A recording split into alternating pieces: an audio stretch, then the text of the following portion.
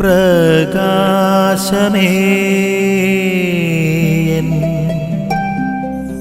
മിഴി തുറക്കുക വേഗം.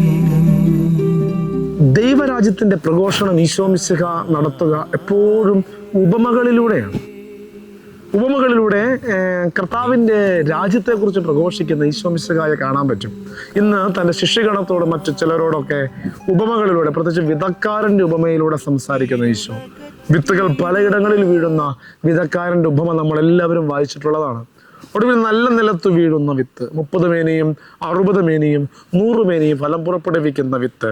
ഇതുപോലെ നല്ല വിത്തുകളായി തീരുവാൻ ഏൽപ്പിക്കപ്പെടുന്ന ഇടങ്ങളിൽ 30-ൻ്റെയോ 60-ൻ്റെയോ മഹത്വമല്ല, 100-ൻ്റെ മഹത്വം കാണിക്കാൻ തക്ക വിധത്തിൽ 100 മേനി ഫലം പുറപ്പെടുവിക്കുന്നതായി മാറുവാനുള്ള കൃപയ്ക്ക് വേണ്ടി പ്രാർത്ഥിക്കാം. ഈ ഫലം പുറപ്പെടുവിക്കണമെങ്കിൽ അതൊരു മാനുഷിക പ്രവൃത്തി മാത്രമല്ല. 100 മേനി ഫലം പുറപ്പെടുവിക്കുക എന്ന് പറയുന്നത് അതൊരു മാനുഷിക പ്രവൃത്തിയല്ല, അതിന് ദൈവത്തിൻ്റെ കൃപ കൂടി അത്യാവശ്യമാണ്. കർത്താവെ, 100 മേനി ഫലം പുറപ്പെടുവിക്കാൻ തക്ക വിധത്തിൽ അതിനുവേണ്ടി ഞങ്ങൾ പരിശ്രമിക്കുമ്പോൾ നിന്റെ കൃപയാൽ ഞങ്ങളുടെ പരിശ്രമങ്ങളെ വിജയിപ്പിക്കണമേ എന്ന് നമുക്ക് ആത്മാർത്ഥമായി പ്രാർത്ഥിക്കാം. അതിന് ഈശോ മിശിഹ ഉപമകളിലൂടെ നമ്മളോട് സംസാരിക്കുന്ന ഈശോ മിശിഹ നമ്മെ സഹായിക്കട്ടെ. ആമേൻ. നിൻ വഴിയേ നടക്ക